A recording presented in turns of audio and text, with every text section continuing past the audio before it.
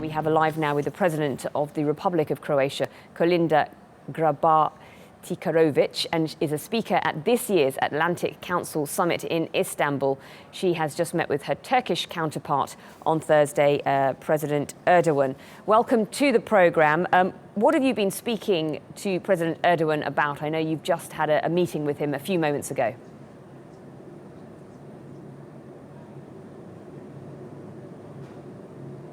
Good afternoon. We had excellent talks with President Erdogan.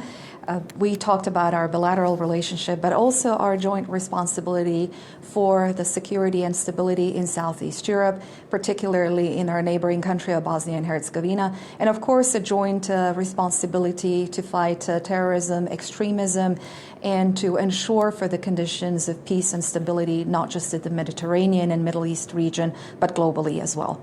Now, President Erdogan has vocally said that the attacks in Paris are spurring hatred against Muslims and refugees in Europe, and is urging leaders to call for common sense in their countries. How does Croatia feel about that statement?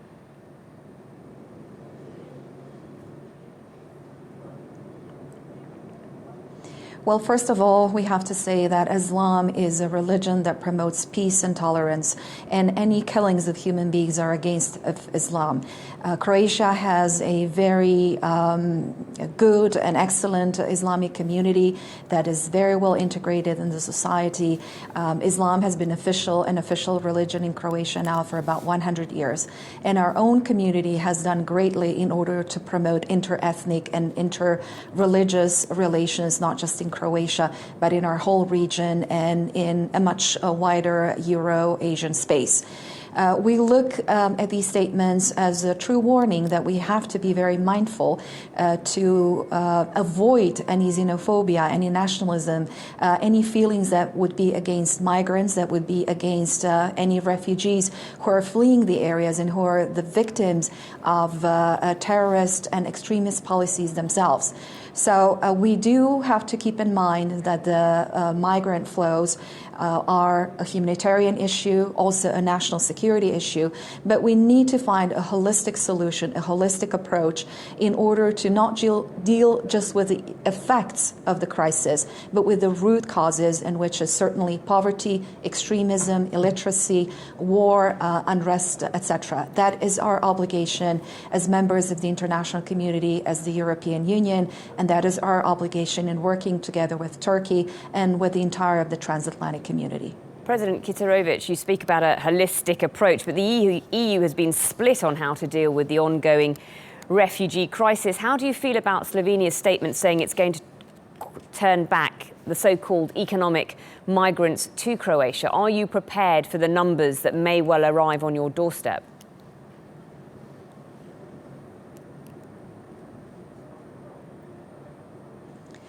I have been speaking about this problem in terms of having this holistic approach for quite a while now. I think that we lost precious time over the summer just discussing the quota of the refugees who are already on the European soil, whereas we should have been looking precisely at the root causes and how to deal with the problem before it comes to the European doorstep. Now, neither Slovenia nor Croatia are the countries of destination for most of these people. I was out in the field myself. I took time to go to one of the refugee camps in Croatia, and I talked to the people, and most of them are looking for a better life. And I do acknowledge the right of every single person on this planet to have a better life. But the European Union just cannot take in all the poor in the world. What we can do is to work together to alleviate the consequences or the conditions in the countries where the people are coming from. The European Union, or in particular European Union countries, have to state very clearly whom they will be accepting and whom they will not be accepting. In Croatia, we are struggling with the economic situation ourselves. We have almost 17% of unemployed. Young people are leaving Croatia because there are no economic opportunities. So we want to be human. We want to help and assist all of these people. But we can only take a small number of refugees, and we can only only take in the numbers of people who can go from Croatia to their final destinations, to the countries who will accept them. For that, I think we need to be working strongly with Turkey on the action plan on how to make the proper condition, create the proper conditions for refugees from Syria, Iraq, and other countries in the region who are suffering from war and extremism, to create conditions that are really worthy of human security. We need to be very clear on who has the right to come to Europe, because the worst thing is for people to travel all those thousands of kilometers to reach the European countries and then to be turned back. They will be dissatisfied, disgruntled, and we cannot just really put aside the human misery that we're seeing. We need to address it, but address it in very clear terms that we can and cannot do, and agree on what measures we have to be taking, because we cannot solve this problem by isolating ourselves from it. We cannot solve this problem by canceling the Schengen system or the freedom of movement in Europe. We need to uphold our values, uphold democracy, but we also have to be firm in addressing the root causes of this problem. Briefly, if you would, President Kitarović, well, you talked about small numbers. Do you have an amount of the number of refugees you'd be able to take in, and what will happen to those who don't make the cut?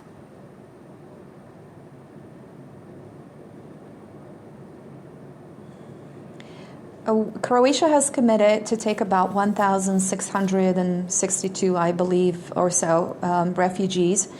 What happens to those who will not be registered as refugees? Most likely they will have to go back to their countries, and therefore I must reaffirm again that this has to be dealt with before all these people make all that way in order just to be turned back. Okay. Kolinda Grabar-Kitarović, thank you very much for your time.